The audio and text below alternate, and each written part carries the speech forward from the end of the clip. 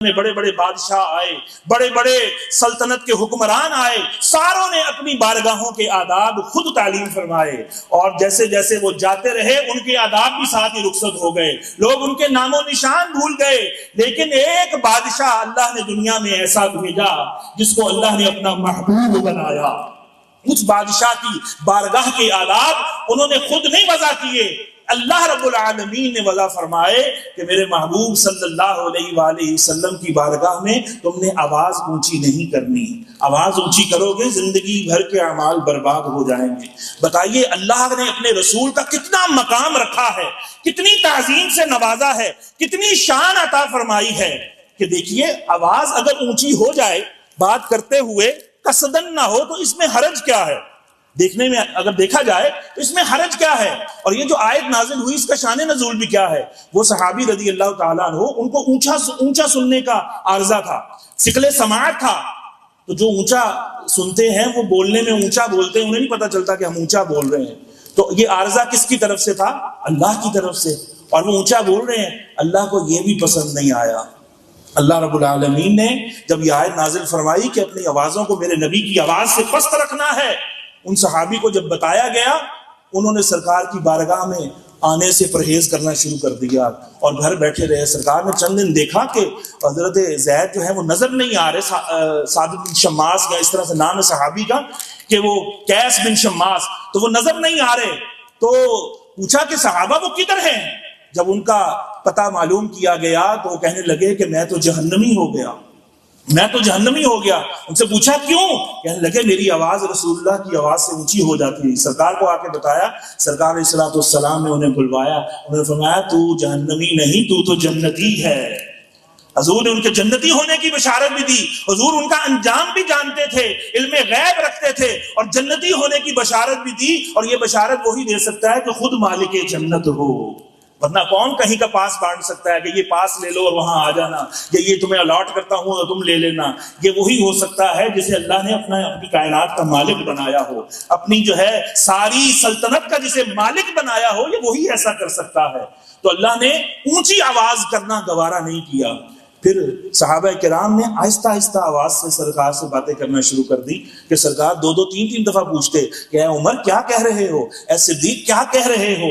پھر اللہ رب العالمین کو صحابہ کرام کی یہ ادا اتنی پسند آئی، اللہ نے ایک اور آیت نازل فرما دی کہ بے شک وہ لوگ جو میرے نبی کی بارگاہ میں اپنی آوازوں کو پست رکھتے ہیں، اللہ نے ان کے دلوں میں ایمان کو راسخ فرما دیا ہے۔ اللہ رب العالمین ان کی بھی تعریفیں کر رہا ہے، یہ اللہ آداب بتا رہا ہے۔ جس نبی کی آواز سے آواز اونچی کرنا اللہ کو گوارا نہیں ہے، اس نبی کے بارے میں آج میڈیا پر بیٹھ کر ان کو دجال کہا جا رہا ہے، معاذ اللہ ثم معاذ اللہ، اور اس کا جو ہے وہ منسوب جو ہے کسی اور مذہب کی طرف کیا جا رہا ہے، اور دل سے اپنا کوڑ نکال کر پیش کیا جا رہا ہے۔ یہ کون سی توحید ہے؟ یہ شیطانی توحید ہے۔ شیطان نے یہ کہا تھا کہ توحید بیان کریں تو نبیوں کی توہین ہو جاتی ہے۔ یہ کون سی توحید نہیں، یہ ابلیسی توحید ہے، شیطانی توحید ہے۔ کس نے یہ کہا ہے کہ توحید بیان ہو تو جناب انبیاء کی توہین تو ہوتی ہے؟ یہ توحید بیان کرنے کا کون سا طریقہ ہے کہ انبیاء تو اپنا یورین نہیں روک سکتے؟ معاذ اللہ ثم معاذ اللہ۔ یہ کون سی کتاب میں لکھا ہے؟ قرآن کی کون سی آیت کا ترجمہ ہے؟ قرآن سے تو ہمیں کچھ اور پتہ چلتا ہے کہ جو گستاخیاں کریں، توہینیں کریں، بے ادبیاں کریں، ان کے جواب اللہ رب العالمین ارشاد فرماتا ہے۔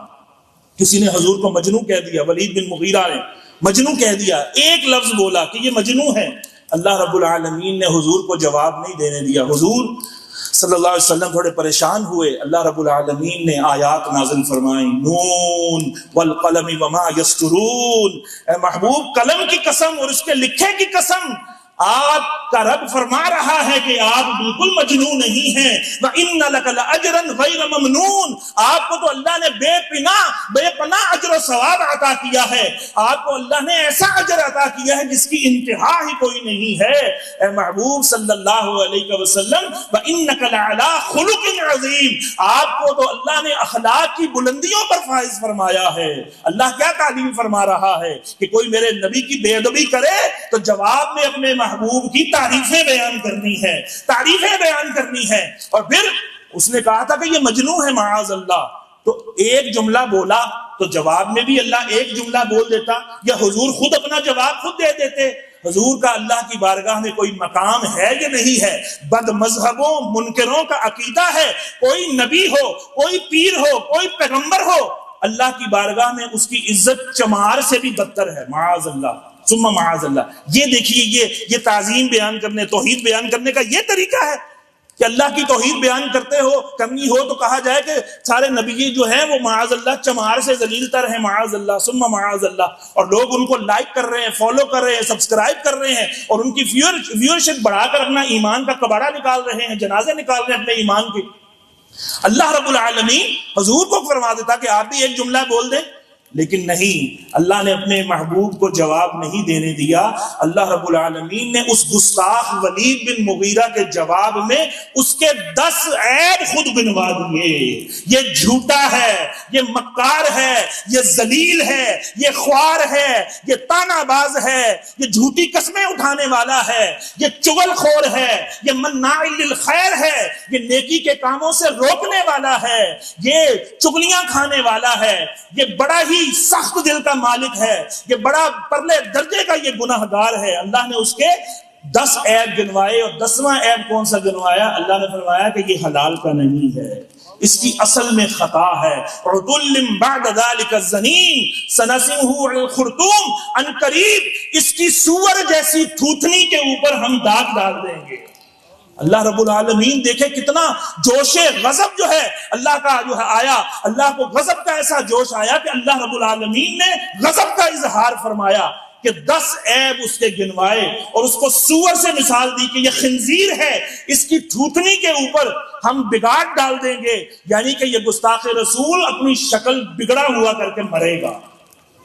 اب وہ ولید بن مغیرہ وہ پریشان ہو گیا کہ یہ یہ جو عیب ہیں یہ تو میرے اندر ہیں ہی ہیں، یہ جو 10ویں بات کہی ہے کہ میں حلال کا نہیں ہوں، اس سے وہ تل ملا اٹھا اور فوراً بھاگا گیا اپنی ماں کے پاس اور کہنے لگا کہ مسلمانوں کے نبی جو کبھی جھوٹ نہیں بولتے، جو صادق اور امین ہیں، انہوں نے میرے یہ عیب بتائے ہیں، اور یہ سارے مجھے پتا ہے میرے اندر یہ خوبیاں ہیں، یہ جو خوبیاں ہیں نا جو بدبختی والی، یہ ساری میرے اندر ہیں، یہ رذیل جو اوصاف ہیں میرے اندر ہیں، لیکن یہ جو 10ویں بات انہوں نے کہی ہے کہ تو حلالی نہیں ہے، اس کے بارے میں تو بتا۔ ماں وہ جھوٹ نہیں بولتے، تو نے مجھے سچ نہ بتایا تو میں تیری گردن مار دوں گا۔ تو اس کی ماں ڈر کے مارے وہ کانپنے لگی اور کہنے لگی کہ ہاں تیرا جو باپ، میرا جو شوہر ہے وہ نامرد تھا، وہ نامرد تھا، اور اس کی اتنی ساری دولت تھی، مجھے خوف ہوا کہ اگر کوئی وارث پیدا نہ ہوا تو یہ دولت کوئی اور لے جائے گا، تو میں نے ایک چرواہے سے بدکاری کروائی، اور جس کے نتیجے میں تو جو ہے وہ جنم لیا، تو پیدا ہوا ہے۔ حضور صلی اللہ علیہ وآلہ وسلم کے دفاع میں اللہ رب العالمین جواب دے رہا ہے، اور اس کے 10 عیب گنوا رہا ہے، اور یہ بھی بتا دیا کہ جو گستاخ ہوتا ہے وہ حلالی نہیں ہوتا، وہ نطفہ حرام سے ہوتا ہے۔ اس لیے علماء فرماتے ہیں زنا نہ کرو، بدکاری نہ کرو، زنا کے قریب بھی نہ جاؤ۔ کیوں؟ کہ زنا کے نتیجے میں گستاخ رسول پیدا ہوتے ہیں۔ تو عزیزان محترم، رسول اللہ صلی اللہ علیہ وسلم کی گستاخی وہی کر سکتا ہے جو حلال کا نہیں ہوتا، جس کے ڈی این اے میں پرابلم ہوتا ہے، جس کا ڈی این اے میچ نہیں کرتا۔ یہ قرآن سے ثابت ہے، یہ میں اپنے سے جو ہے جوش خطابت کے اندر عرض نہیں کر رہا، مفسرین نے یہی لکھا ہے، جو مرضی عربی تفسیر اٹھائیے اور دیکھ لیجئے کہ گستاخ رسول حلال کا جو ہوگا وہ گستاخی نہیں کرے گا۔ یہ گستاخی کرنا آسان اسی کے لیے ہوتا ہے کہ جو حلال کا نہیں ہوتا۔ عزیزان محترم، دیکھیے اللہ اپنے محبوب کا کیسے دفاع فرما رہا ہے۔ یہ جو علماء دفاع کرتے ہیں یہ ایویں نہیں کرتے، یہ اللہ کی سنت پر عمل کرتے ہیں۔ یہ علماء جو جوش میں آتے ہیں یا جو اس طرح کی ان کی زد و کوب کرتے ہیں گفتگو کے ذریعے، دلائل کے ذریعے سے جو ان کو زیر کرتے ہیں گستاخوں کو، یہ اللہ کی سنت پر عمل کرتے ہیں۔ عزیزان محترم، محبوب علیہ الصلوۃ والسلام تو اتنی شانوں کے مالک ہیں، اللہ رب العالمین کہیں فرما رہا ہے وَرَفَعْنَا لَكَ ذِكْرَكَ، اے محبوب ہم نے آپ کے ذکر کو بلند فرما دیا، اور یہ آپ کی خاطر کیا ہے۔ مسلمان یہ جواب دے گا کہ میں اس نبی کا ماننے والا ہوں جس کی شانوں کو رب نے بلند فرمایا ہے۔ تو کسی کے گھٹانے سے حضور کا ذکر گھٹ سکتا ہے؟